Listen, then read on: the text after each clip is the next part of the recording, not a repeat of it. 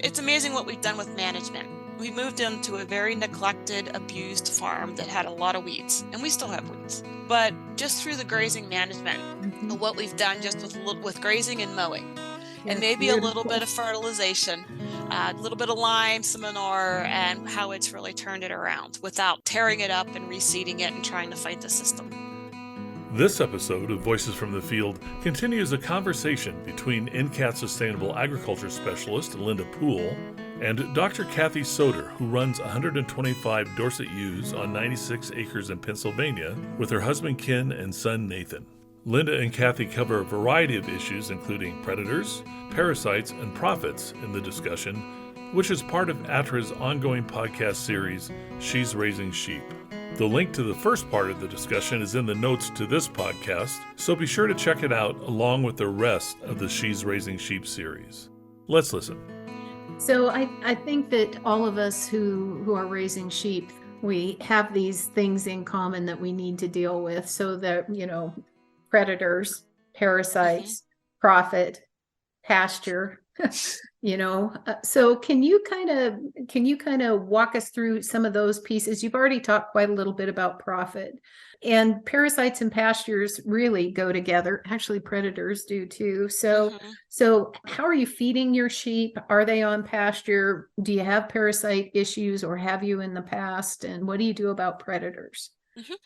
We do have parasite issues. Being in the humid east, there's lots of parasites. The Homunculus contortus is probably our biggest, but there's others as well. You can run into coccidiosis and some of the other internal parasites. It's a challenge. I would like to do more with genetically selecting animals that are resistant or resilient to parasite infection. There is more I could do in NSIP, but it involves fecal egg counts. That takes time or money, one of the two. So I haven't gone that route yet. But things that any farmer can do, if you have animals in the field and two of them constantly come in wormy, they're anemic, they're pale, they're wormy, they have the runs, get rid of them. Those are your typhoid Marys. Those are the ones that are genetically susceptible. There's a lot of controversy on how to deworm and when to deworm, and I can't give everybody information on that. One thing we have tried to do is extend our grazing rotations. We rotationally graze them, and ideally this time of year you could go back into a pasture in 14 or 21 days because it's growing that fast.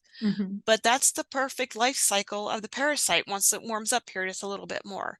So you're going in at the height of when the eggs are hatching and the parasites, the larvae are on the grass blade waiting to be consumed again.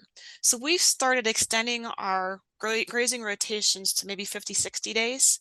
Yes, the grass is a little ranker, and we'll adjust that by season. The grass is a little bit ranker, but if you've got dry ewes or ewes that are drying up, or not the ewes right now that are lactating and height of lactation, but by that time they're drying up anyway, I'll put ewes on that. The lambs we keep closer to the barn because we do need to, once they're weaned, because they do need to be dewormed a little bit more frequently, and we watch them. And I'll base it on, some eyelid scores, or nice thing about pink nosed, pink skinned sheep is I can tell anemia starting when you in the skin, around the eyes, around the vulvas, around the nose, the ears. Yeah, you can really see it. Now you don't want to let it get really bad because then you're behind the 8 ball, but you can really see that way. And I can say, oh yeah, they're looking a little peaked. We need to bring them in and deworm. So I will, it varies from year to year. The other thing I do use is and this ATTRA has a nice fact sheet out on it. A friend of mine did the research on this, is the copper oxide wire particles. We do use those, and I do think it's helped. It's not a replacement for anthelmintics.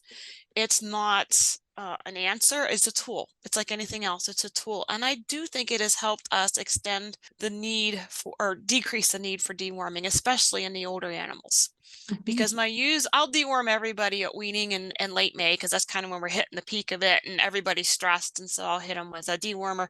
The ewes may not get dewormed again till they come off pasture in the fall.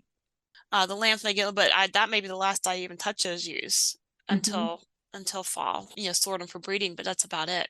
But it is a challenge. We always have some that don't do well with worms, but we try to select away from those genetics.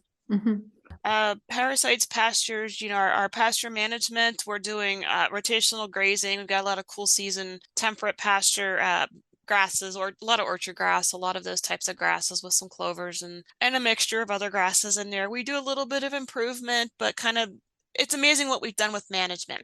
We moved into a very neglected, abused farm that had a lot of weeds, and we still have weeds. But just through the grazing management, and there's some really neat pictures in those slide set, of what we've done just with grazing and mowing.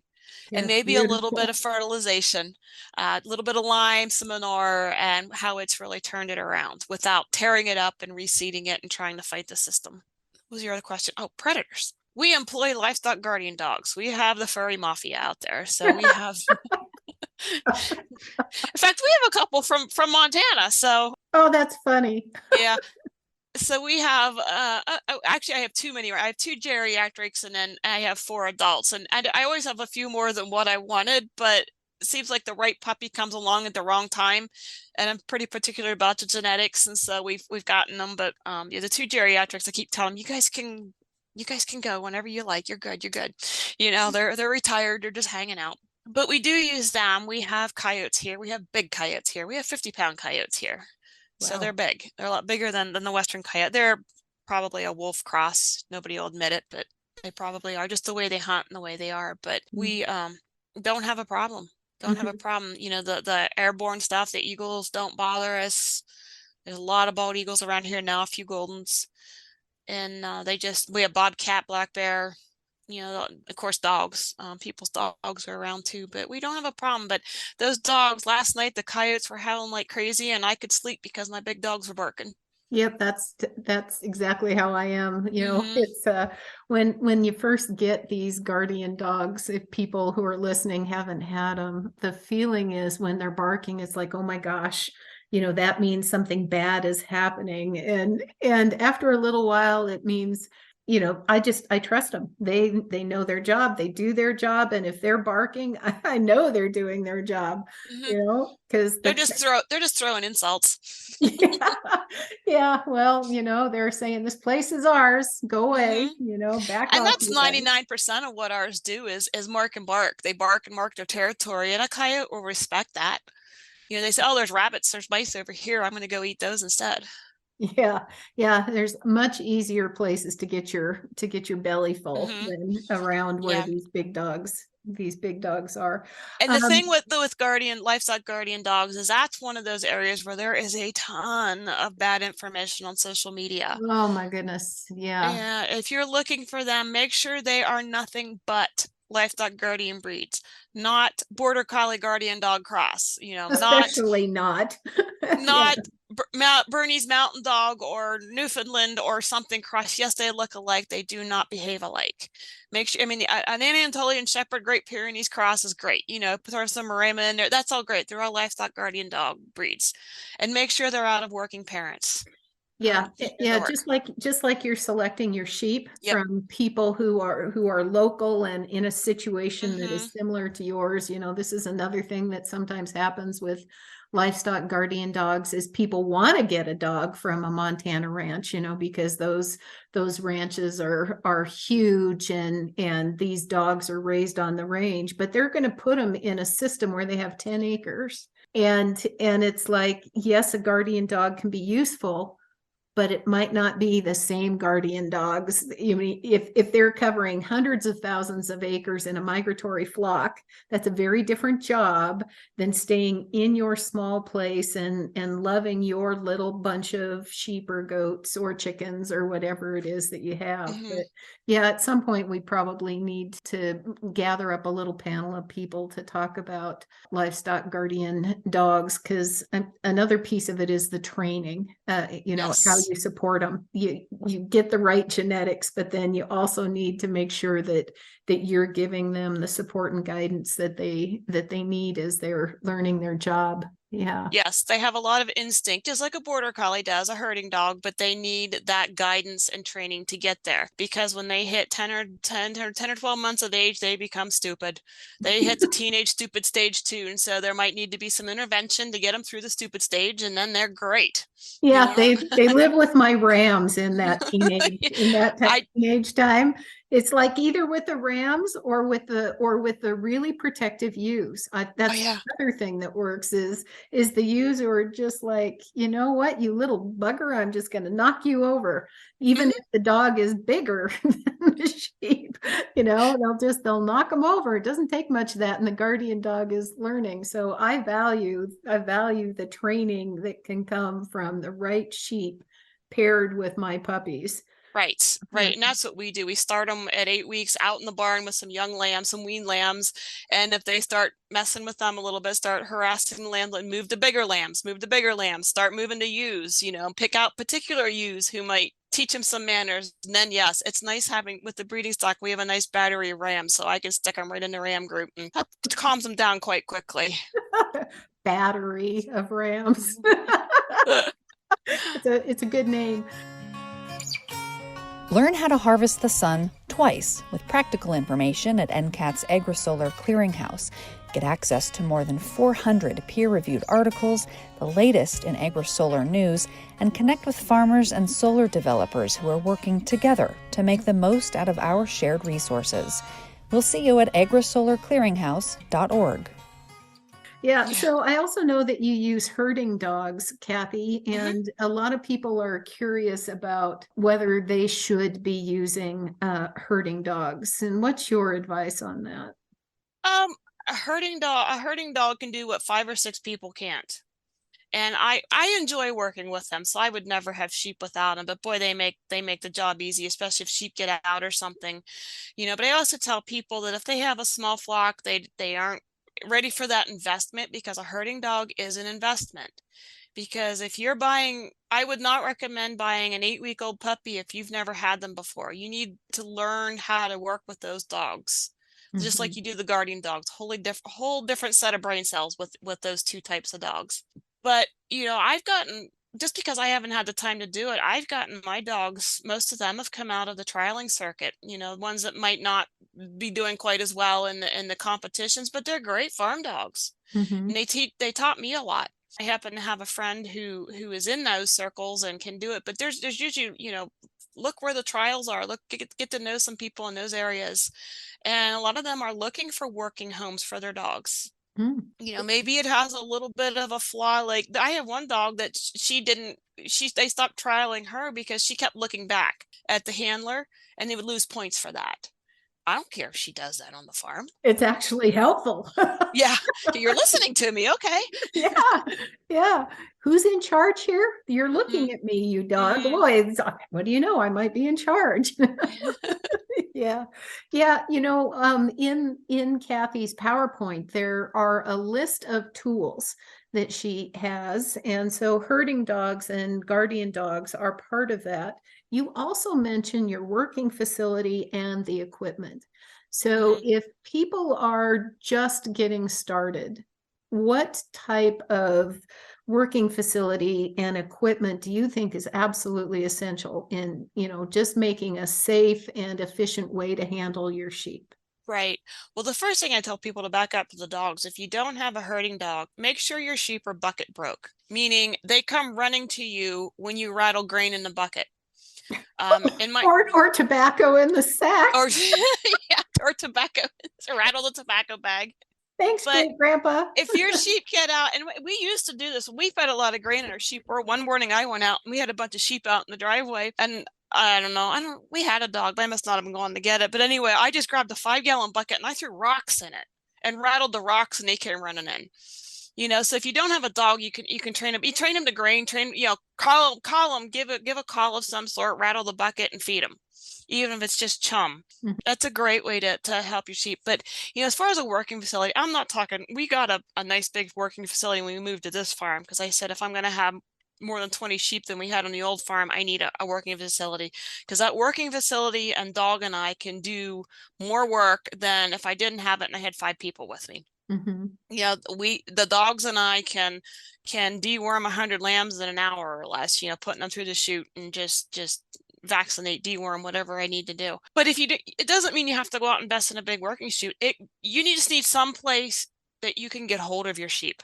it might be plywood in the corner of the barn type of thing set up, but somewhere you can get hold of your sheep. Because I know my veterinarian complains all the time. She gets calls from people who, I've got a sick sheep. Well, it's not sick enough that you can catch it, but there's no place to catch it up, and they don't have a dog to help round it up or anything.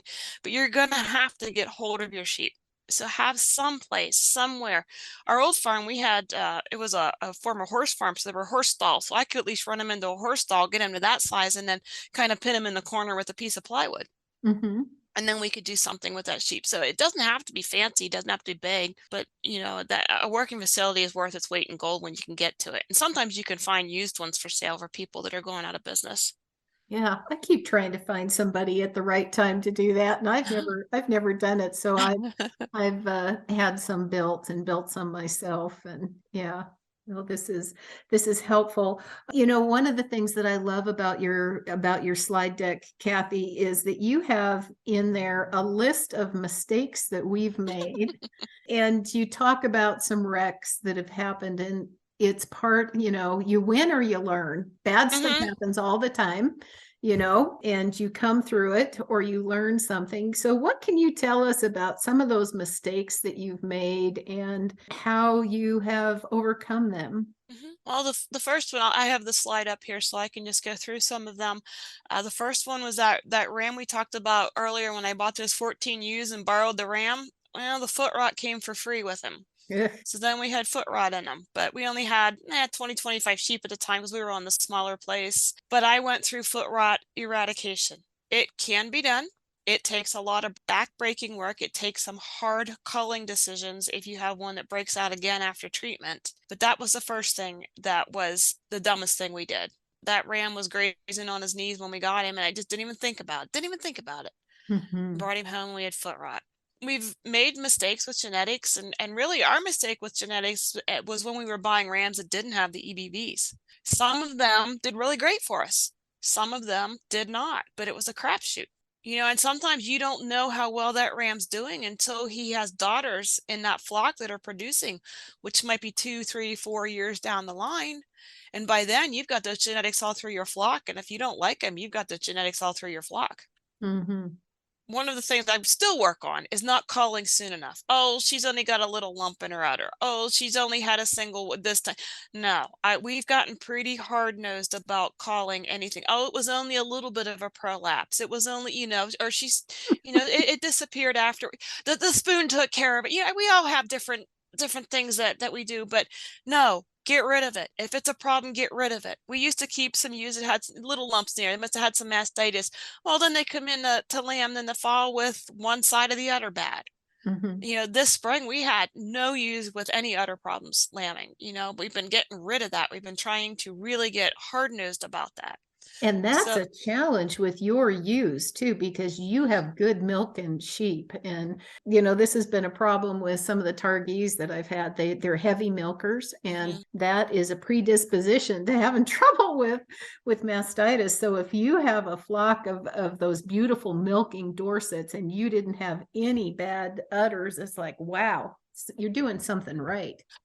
We always have a couple cases of mastitis. That's probably our number one health problem, maybe with or beside parasites, but as far as a disease, that's our problem, because it's hard to shut those ewes down milking when we have to wean at 100 days because of those intact ram lambs. So that's certainly a challenge. Mm-hmm. Other mistakes were placement of gates. Watch where your animals travel naturally when you're going to think about putting up fences. I always tell people, put up your perimeter, especially on smaller areas like eastern farms and places like that. Put up your perimeter fences. Keep your animals on your property, but don't get too crazy about setting up interior fences until you see where the animals travel, where you want them to move. You're going to change your mind 3 or 4 times. Use temporary fence and then start setting up interior fences that way. We've gone through a number of waters. We use some of those frost-free, no-energy waters. The sheep don't drink enough out of them. They froze up like a big ice cube and thawed out on tax day on April 15th. So we did put heaters in them, but they just don't work well, and it's too high for lambs too. So we've switched waters because the lambs couldn't reach in them either.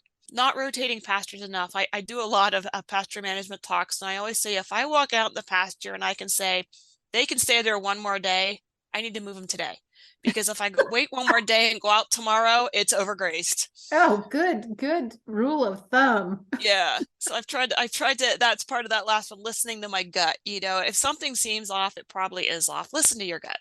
And see, And don't, to me, that was the most interesting one of that list, because especially when you're beginning, it is so hard to balance what you hear from other people, what you think you see, what your gut is telling Mhm. you, and that is a challenge. And I don't really know how anyone could give advice Yeah. on that piece other than, it is a valuable piece of information. What Right. you feel when you look at those animals, or you look at your land, you look at what's going on with your finances, or what's going on with your family, Mhm. and thinking about how to integrate all those things. It's a big challenge. And that is, this will be the second to the last question, Kathy, on this. And just thinking about all those balls you have in the air. You have the Mhm. job, you have the sheep, you have a family, you've moved from one side of the country to the other, working on this. I wonder how you balance all those things. What are the challenges, or any ideas that you might give us for how to live a good life? Maybe what we'll do is we'll combine these last two questions. Mhm. So the family piece of this, and living a balanced life, and maybe that will fit with the top 3 tips that you would have for Mhm. shepherding success, because I Mhm. have a feeling that those might go together. They might. Yeah.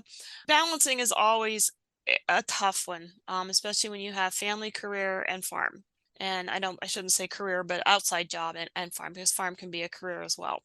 And the thing is, you're not going to do any of them perfectly, and you just have to accept that. Yes, you're going to have a sheep die here and there because you didn't do something right. Yes, you might miss a kids baseball game. There's things that you have to give and take.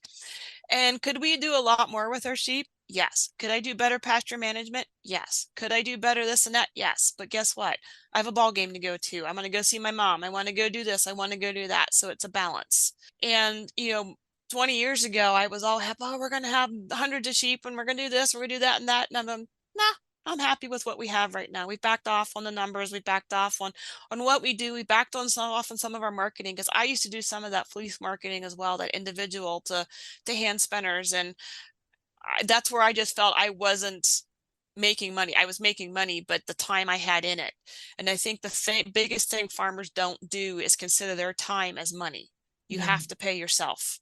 You have to pay yourself. So you have to consider what your time is for the output, not just the check at the bottom line of what the check is written for. But I think that's part of it. I think that's hard. For both of us, I've learned to take time for myself. I've made time for myself. I used to not to. Before COVID, I think one good thing that came out of COVID is it slowed me down. Mm. I was going like crazy. I was doing a lot of traveling for work, which I enjoyed, but it was a lot of traveling for work, which took away from other things.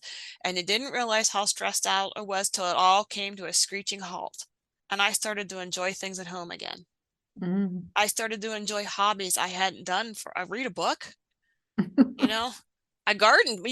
I garden every year, but my garden looked good that year. So it just, and I think you have to prioritize. You can't do everything. There's things I'd love to do, and it's hard. It's hard to say no. Learn to say no. That's hard for us to do. But learn to say no. No, I can't do another 4-H project. Lead it. I know I can't be a deacon at the church this year because I'm a school board member, because I'm doing this, because I'm doing that. But when I'm off the school board, ask me again. That was a real life situation for me. And Mhm. I could have done it, but it would just been more evenings of the week. And I said, I can't do it all at once. I'm going to focus on school board and 4-H as a leader. When one of those, I give up one of those, then I'll take on something else.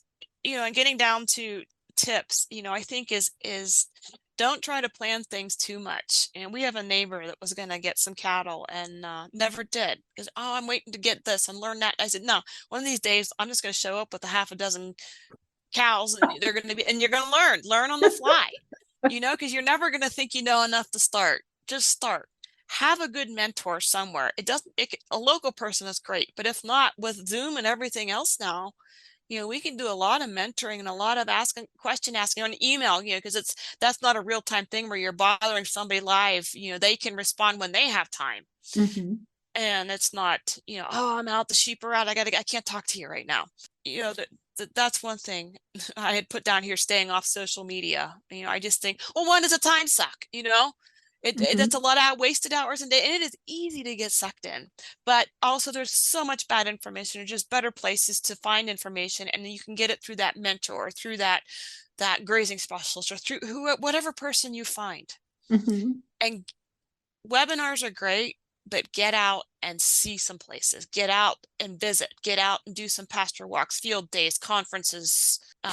Sometimes there's some great tours, trips, where they take bus trips and go for a week or so and visit different farms. That's a great way to learn. You network with people, you see facilities, you see animals, you see management, you talk every aspect of it, and I think that's just a great way to learn. Yeah, well, I love these the tips.